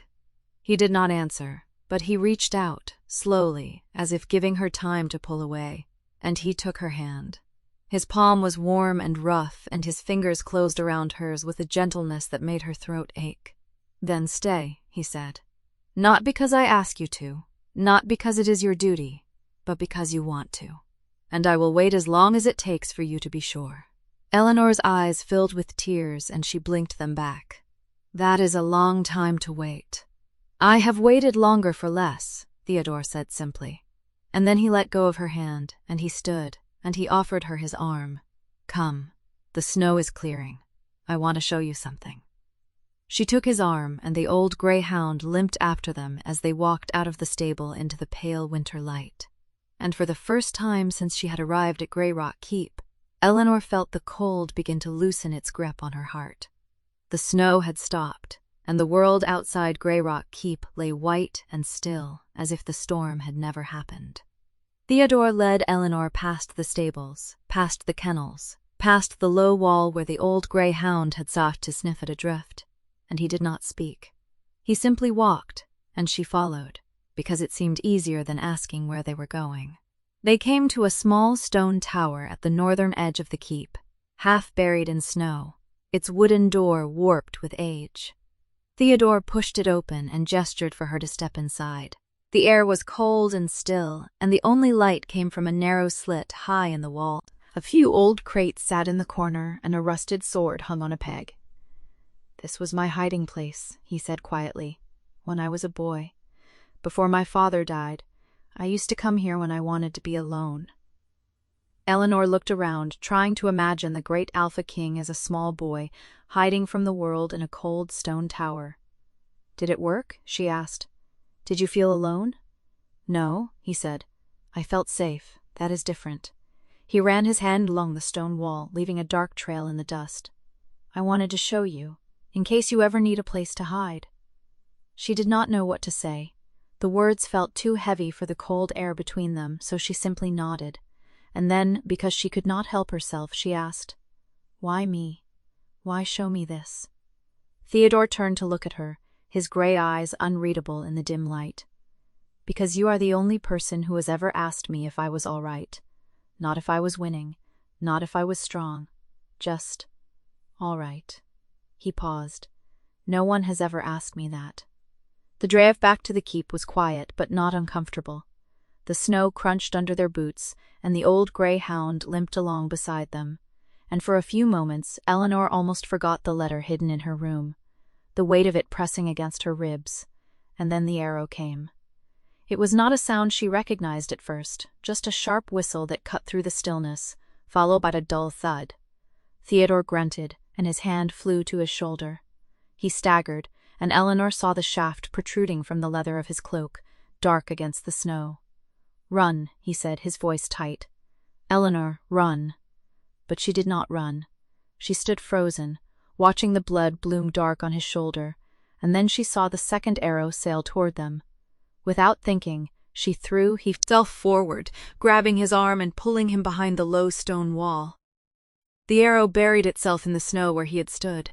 2 men in dark cloaks emerged from the trees, bows raised. Theodore was already moving, one hand clamped on his shoulder, the other reaching for the sword at his hip. He drew it with a grimace, and the blade caught the pale winter light as he stepped in front of her. "Get behind me," he said, and this time she obeyed. The fight was short and brutal. Theodore moved with a fury that belied his wound, but Eleanor saw the blood spreading, saw the way his arm shook when he blocked a blow. One of the men fell, and the other turned to flee, and Theodore did not chase him. He stood swaying in the snow, his breath coming in ragged gasps, and then his knees buckled. Eleanor caught him before he hit the ground.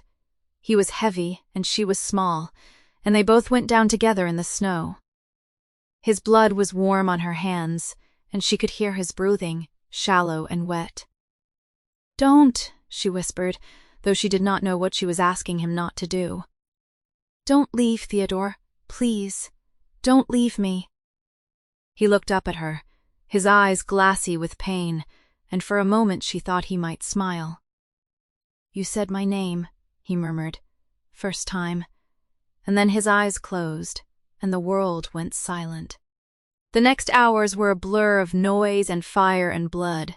She called for help, and men came running, and they carried Theodore into the keep while she followed, her hands still stained red. She did not think about the letter in her room. She did not think about her family, or the threat of being sent back, or any of the things that had kept her awake at night.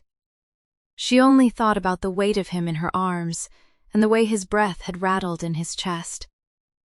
Martha found her in the corridor outside the bedchamber, her grey hair coming loose from its pins, her apron stained. "Child," she said, taking Eleanor by the shoulders, "you cannot stand here all night. You will freeze." "I do not care," Eleanor said. "I will not leave him." Martha studied her for a long moment, and then something in her old face softened. "Then come inside. He would want you there. I know him. He would want you there." So Eleanor sat by the bed while the healer worked, holding the bowl of water, passing the cloths, watching the blood turn the water pink. She did not flinch. She did not look away. And when the healer finally stepped back and said, "He will live, but he needs rest," Eleanor did not weep. She simply let out a breath she had been holding for what felt like hours. She took his hand. It was cold and heavy, and the old silver ring still sat on his thumb. She turned it gently, and she saw the inside of the band, the worn letters, worn by years of touching, but still legible. "To my son, be brave, she whispered to his sleeping face. "Please, be brave. I am not ready to lose you." The candle burned low, and the fire crackled, and the keep settled into the hush of night. Eleanor's eyes grew heavy, but she did not sleep. She watched the rise and fall of his chest, and she counted each breath like a gift. And then, in the deepest part of the night, she felt his fingers tighten around hers. "Don't go," he said, his voice hoarse and barely audible. "Eleanor, don't go." She pressed his hand to her cheek, and she felt the tears come at last. "I am here," she said. "I am not going anywhere. I am here." He did not answer. His grip loosened, and his breathing evened out, and he slipped back into sleep. But Eleanor stayed, her hand in his, until the gray light of dawn crept through the shutters. When Martha came in with fresh water and clean cloths, Eleanor was still sitting in the same chair, her dress stained with dried blood, her eyes red-rimmed but dry. Martha set the basin down and put a hand on her shoulder. "You should eat something, child." "I will," Eleanor said. "After he wakes." Martha sighed, but there was no censure in it. "He will wake. He is stubborn. I have known him since he was a boy, and he has never once done what anyone told him." She paused, and then she added softly, "He will wake because he has something to wake for now." Eleanor looked up at her, and for a moment she wanted to tell her about the letter, about the words that had been burning a hole in her chest for days. But she could not find the words, so she only nodded and turned back to the bed. And that was when she saw it. The door to the study, the one that was always locked, the one Martha had said no one was allowed to enter, was standing ajar. A thin sliver of firelight spilled through the gap, casting a pale line across the corridor floor. Eleanor rose slowly, her heart beating against her ribs. She told herself she should not look. She told herself it was not her place, but her feet carried her forward anyway, and she pushed the door open, and she stepped inside. The room was small and dusty, untouched for years. A heavy desk sat against one wall, covered in old papers and a single dried quill. And on the far wall, above the cold fireplace, hung a portrait of a woman. She was beautiful, with dark hair and gray eyes that were unmistakably Theodore's. She wore a simple blue gown, and she was smiling, and there was a small child on her lap, a boy with the same dark hair, the same solemn gaze. Eleanor stood in front of the portrait. Then you understood this was his mother. This was the woman he had lost, and this room, this locked room that no one was allowed to enter, was where he came to remember her. She heard a sound behind her, and she turned. Martha was standing in the doorway, her face unreadable. "He never lets anyone in here," Martha said quietly. "Not in all the years I have worked for him, not once." Eleanor looked back at the portrait, at the boy in his mother's lap. "He loved her very much." "Yes," Martha said, "and he has been alone ever since he lost her. Until now, I think." She stepped forward and laid a hand on Eleanor's arm. "Child, I do not know what is in that letter you have been carrying. I do not ask. But I know this. I have watched him for 20 years, and I have never seen him look at anyone the way he looks at you." Eleanor's breath caught. She wanted to say something, to explain, to tell Martha about the threat of being sent back, about the fear that had been gnawing at her. But before she could speak, a voice came from the corridor. "Eleanor." It was hoarse and weak, and it came from the bedchamber. Eleanor's heart stopped, and then it began to race. She turned and ran, leaving Martha standing in the dusty study. She burst through the door and found Theodore propped up on one elbow, pale and sweating, his dark eyes fixed on her. "You were gone," he said, and his voice cracked. "I woke up and you were gone." She crossed the room in 3 steps and sank onto the edge of the bed, taking his hand again. "I am here," she said. "I am right here. I was looking at something."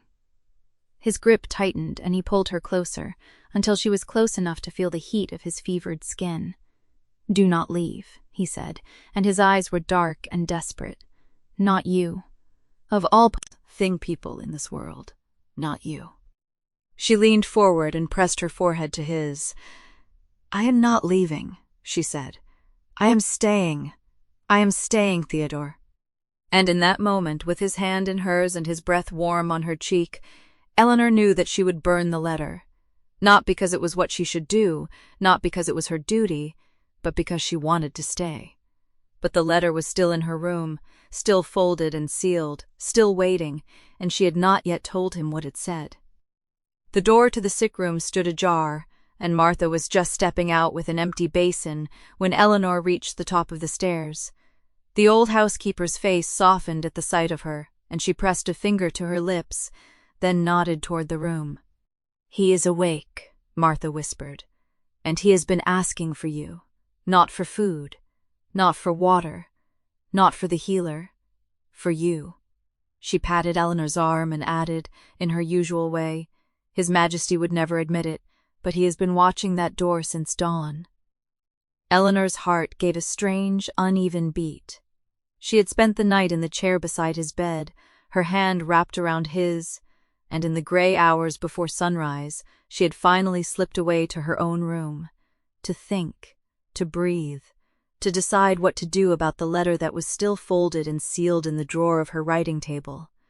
She had decided. She had decided. And yet the words had not yet found their way to her tongue.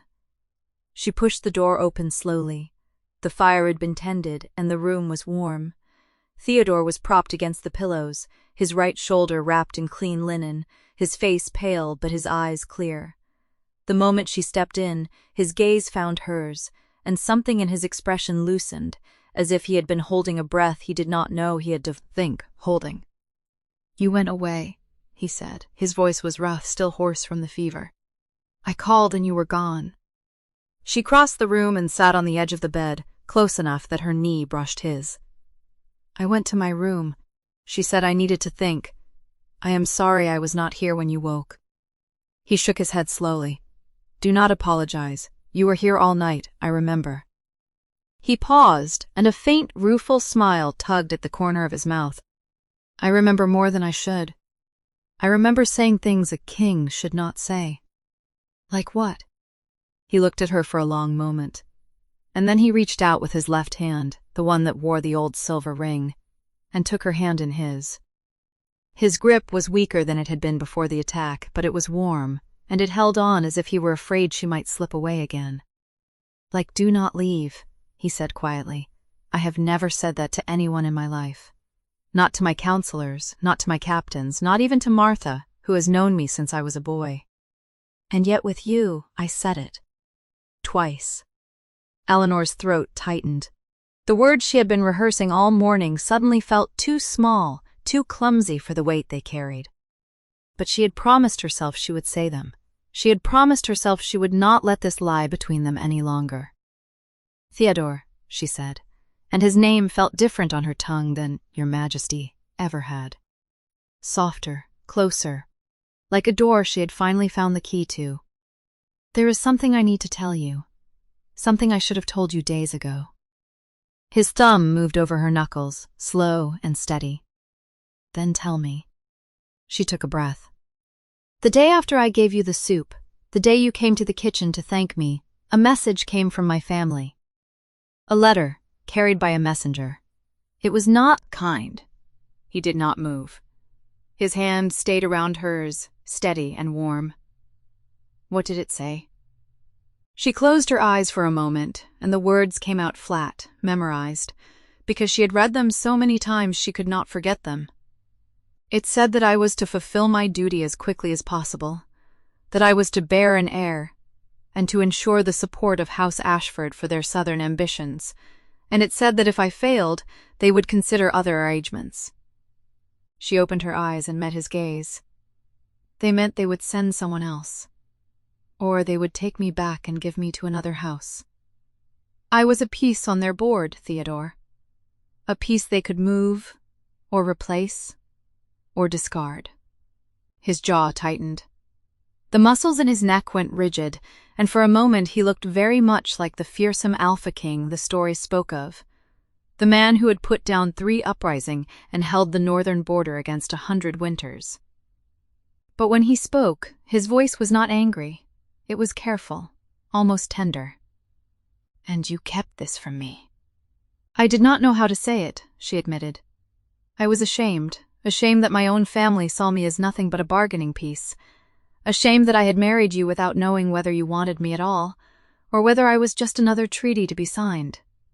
Her voice cracked, and she looked down at their joined hands. "And I was afraid. I was so afraid that if you knew what they had written, you would think I came here only to use you, the way they wanted me to. That you would send me back. That you would decide I was not worth the trouble." The silence that followed was thick and long. Theodore said nothing, and the weight of his silence pressed against her chest until she could barely breathe. She had done it now. She had told him. And now he would decide. But when he finally spoke, his voice was rough with something she could not name. Eleanor. He said her name slowly, the way a man might test the weight of a stone in his palm. Look at me. She lifted her eyes. His gray eyes were dark, but they were not cold. They were the warmest she had ever seen them. You are asking me the wrong question, he said. You are asking me what I would do if I had known the letter existed. But I have known, Eleanor. I have known since the day the messenger rode through the gate. Martha told me there was a rider from the Thornwood pack. And I saw the look on your face that evening, the way you went quiet, the way you stopped meeting my eyes. I knew something had happened. I chose not to press you, because I wanted you to come to me when you were ready. Her breath caught. You knew? I did not know the words, he said, but I knew there was a weight on you. And I have been waiting, these past days, not because I was angry, but because I wanted you to trust me enough to share it. He lifted her hand to his lips and pressed a kiss to her knuckles, a gesture so gentle, so unexpected, that her eyes filled with tears. You are not a piece on anyone's board, Eleanor. Not theirs, and not mine. You are my wife, and I did not marry you to fulfill a treaty. Then why did you marry me? The words came out barely above a whisper, trembling. You could have refused. You could have sent me back the moment I arrived. No one would have blamed you. I was a stranger, a burden, a bride no one came to welcome. Why did you come for me that night? Theodore was quiet for so long that she thought he would not answer. Then he reached up with his left hand, and he took the old silver ring from his thumb, the ring he never removed, the ring she had seen on his hand every day since she arrived. And he held it out to her. Look at the inside, he said. She took the ring, her hands trembling. It was warm from his skin. She turned it over, and in the dim firelight she read the words engraved on the inner band. To my son, be brave.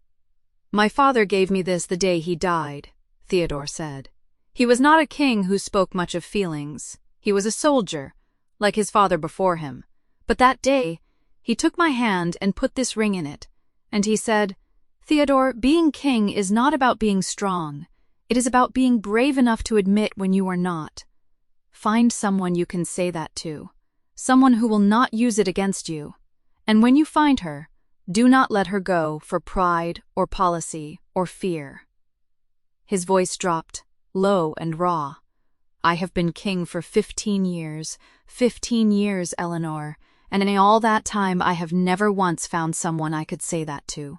Until the night I walked into the great hall and saw you standing alone in the snow, shivering in a blue cloak that was too thin for the northern winter, with no one beside you, and you still looked up at me and smiled and said, Thank you for coming.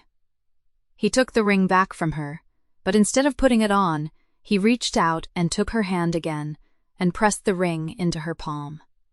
I came for you that night, he said, not because I had to, not because the treaty demanded it.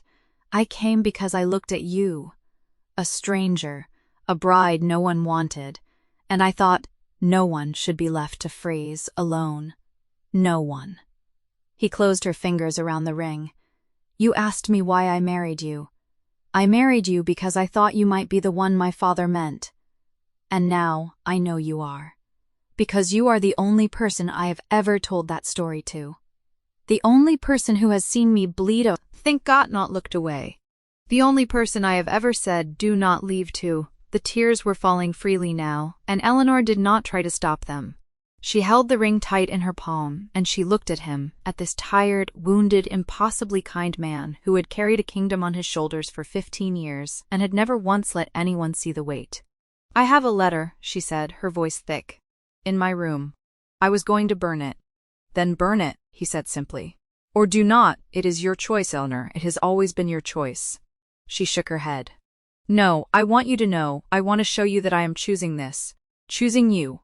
Not because I am told to, not because I am afraid of what my family will do, but because I want to, because you are the first person in my life who has ever made me feel like I am worth coming for. She let go of his hand and stood. She crossed the room to the door, and then she stopped, turned, and looked back at him. "Wait here, I will be right back." She walked to her room, and she took the letter from the drawer. It was still folded, still sealed, still carrying the weight of her family's cold expectations.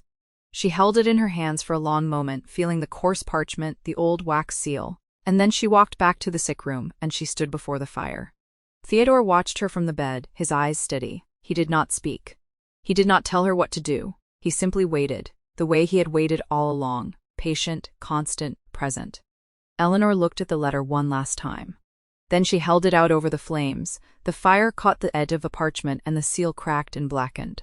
The paper curled and burned, and the words her family had written, the cold demands, the quiet threats, the reminder that she was no thing behind, but a piece to be moved, turned to ash and floated up the chimney.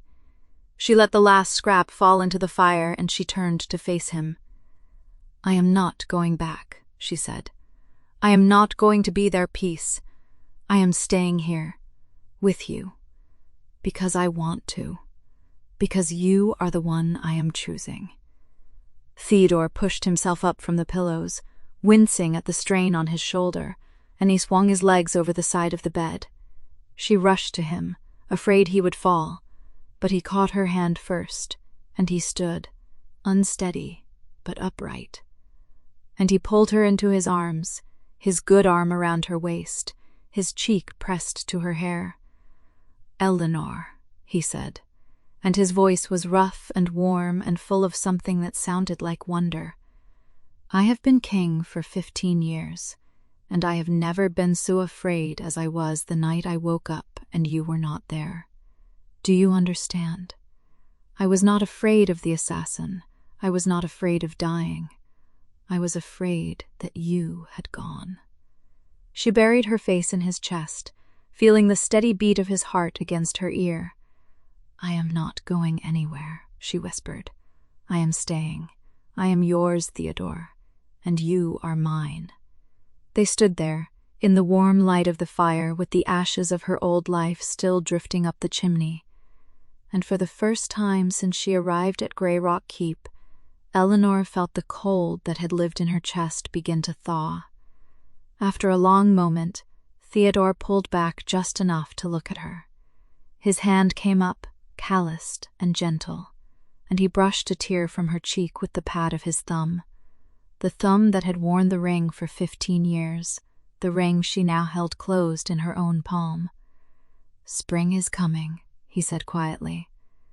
"The snows are already beginning to melt in the lower passes, and when the valley opens up, I want to warm. Think you somewhere." "Where?" He smiled, a real smile, tired and warm, the kind she had never seen on his face before. "There is a place I used to go when I was a boy. A valley, just beyond the eastern ridge, where the wildflowers bloom so thick in the spring that it looks like the ground is on fire with color. My father used to take me there. He told me that when I found someone worth coming for, I should bring her there too." He took her hand, and he pressed it to his chest, over his heart. "Eleanor, when the snow melts, I want to take you to the valley. I want to show you the place my father showed me, and I want you to know that the night I came for you in the snow, I did not come because I had to. I came because I wanted to, because you were the one I was looking for, even before I knew it." She did not have words. She did not need them. She rose on her toes and pressed her lips to his cheek, and then to his mouth, soft and brief and full of promise. "Then take me," she whispered against his lips, "when the snow melts. Take me to your valley." He held her tight, and above them the fire crackled and the ashes of the old letter drifted up into the dark. And somewhere outside, beyond the walls of Grey Rock Keep, the first slow drip of melting snow fell from the eaves. Winter was ending. And for the first time, Eleanor believed that something new was about to begin. The snow melted slowly, the way it always did in the marches, not all at once, but stubbornly, inch by inch, until one morning Eleanor opened her shutters and found the world had turned from white to brown and green. She stood at the window a long time, watching the water drip from the eaves and the first pale shoots pushing up through the mud in the yard below. Somewhere a bird was singing, a sound she had not heard in months. She pressed her hand to her chest and let herself feel it. the quiet, ordinary miracle of spring. Behind her, the door creaked open. She did not turn. She knew his footsteps now, the particular weight of them, the way he paused at the threshold, as if asking permission to enter her space. "The valley," she said softly. "You promised." "I keep my promises," Theodore said, and there was something in his voice, a lightness she had never heard before, that made her turn around. He stood in the doorway in a simple tunic, no crown, no ceremonial cloak. His right shoulder was still bandaged beneath the fabric, but he moved as if it did not pain him. In his hand he held a small bundle wrapped in oilcloth. "Put on something warm," he said. "It is still cold in the shade." They rode out of Greyrock Keep together, Eleanor on a gentle gray mare and Theodore on his big black stallion, with old Grey limping along beside them, 3 legs and a wagging tail, unwilling to be left behind. Martha stood at the gate, arms crossed, shaking her head. "Make sure she eats something before you bring her back," she called after them. His Majesty would never admit it, but he forgot breakfast again. Eleanor laughed, a real laugh, bright and sudden, surprising herself. She glanced at Theodore, expecting him to frown at the old woman's teasing, but instead he looked almost pleased, the corners of his mouth twitching. "She has known me since I was a boy," he said quietly, as if that explained everything. And perhaps it did. They followed a narrow path that wound up into the hills beyond the keep, past the last stands of snow-dusted pines and into a fold of the land that Eleanor would never have found on her own. The trail was barely visible, overgrown and wild, and she understood that this was not a place that welcomed visitors. Theodore dismounted at the mouth of a small valley and helped her down, his hands warm and steady on her waist. Old Gay flopped down in a patch of sunlight, tongue lolling, clearly declaring this spot good enough for him. "This is it," Theodore said. He did not gesture or explain. He simply stood there, letting the place speak for itself. Eleanor looked around and caught her breath. The valley was a bowl of green, cupped between low stone hills. A stream ran through the middle, clear and quick, and along its banks the wildflowers had already begun to bloom, pale yellow and white, and a blue so deep it looked like pieces of the sky had fallen to earth. The air smelled of wet earth and new grass, and the sunlight fell warm on her face, a blessing she had almost forgotten how to receive. "It is beautiful," she said, and her voice came out hushed, the way it might inside a cathedral. "My father brought me here when I was 7 years old," Theodore said. He had moved to stand beside her, close enough that she could feel the warmth of him. It was the first time he ever spoke to me as a man, not a boy. He told me that the North was not a place you conquered. It was a place you learned to love, slowly, the way you love a difficult person. Eleanor turned to look at him. His face was turned toward the valley, and she saw something in his expression she had never seen before. Not the weight of the crown, not the armor of the king, but something younger, something almost vulnerable. "He brought me here the autumn before he died," Theodore went on. "I was 19. He was already ill, though he would not admit it. He said to me," he stopped, cleared his throat. "He said, when you find the one who comes for you, the one who shows up when no one else does, you bring her here, you show her this place, because this is where you learned what love is." Eleanor felt her eyes sting. She looked away, at the wildflowers, at the stream, at the 3-legged dog snoring in the sun, anywhere but at him. "And I thought," Theodore said, his voice low, "that I would never find her, that I was not the kind of man who gets to have that. I thought the crown had taken that from me." "Until the wedding night," Eleanor whispered. "Until the wedding night," he agreed, "when I walked into that hall and saw you standing there alone in that thin blue cloak, shivering, and no one, not your family, not my own household, no one had thought to bring you inside. I stood in the doorway and I watched you, and I thought, this is not right, this is not how a person should be treated, and I crossed that hall, and I took your hand, and I did not know then that I was not just leading you to a fire, I was leading you to the rest of my life." The tears spilled over then. Eleanor did not try to stop them. She let them fall, warm on her cold cheeks, and she did not look away from him. "You came for me," she said. "No one else did." "But you did," I did, he said, and I would do it again. 1,000 times in 1,000 snowstorms I would come for you, every single time. He reached into the oilcloth bundle he had been carrying, and when he unfolded it, Eleanor saw her mother's blue cloak, the old one, the faded one, the one she had worn on that terrible night and every night since. But it was not the same. The tear in the shoulder had been mended with careful, even stitches, and a new lining of soft gray wool had been sewn in, warm and thick. Eleanor could not finish the sentence. Martha helped me, Theodore said, and there was a rare, sank the embarrassment in his voice. I am not skilled with a needle. I made a mess of the first attempt. She said I had hands like a blacksmith, which I believe was an insult. Eleanor laughed through her tears. She took the cloak from him and ran her fingers over the stitches, over the new lining, over the old faded blue that her mother had worn, and her mother before her. You kept it, she said. You kept it, and you fixed it, and you kept it warm for me. I kept it, he said, because it is part of you, and I intend to keep you for as long as you will let me. She wrapped the cloak around her shoulders, feeling the warmth of the new wool settle against her, and she looked up at him, this tall, grave, powerful man who had crossed a frozen hall for her, who had slept on a bench outside her door, who had fed a 3-legged dog and mended a stranger's cloak, and told her his secrets in a tower above the snow. You are the bravest person I know, she said, and I am not saying that because you are a king. I am saying it because you let me see you, and I know how hard that is. Theodore was quiet for a long moment. Then he reached into his tunic and pulled out the silver ring, the one she had held in his sick room, the one with the words worn smooth inside. I want you to have it, he said, not because I am giving it away, because I want you to hold it for me. To remind both of us that I am not the man I was when my father died. I am the man who came for you in the snow.